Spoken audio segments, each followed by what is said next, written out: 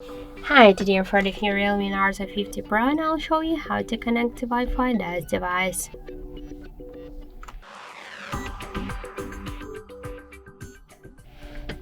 So first you should open the settings app and then tap the Wi-Fi section.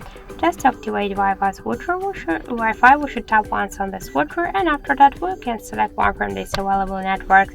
So here we should enter the password. To see this password we should use this eye icon.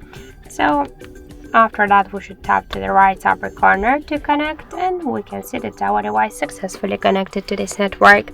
Just to switch network you should buy the same way, select the another one, enter the password, tap to connect, and after that we can switch between them.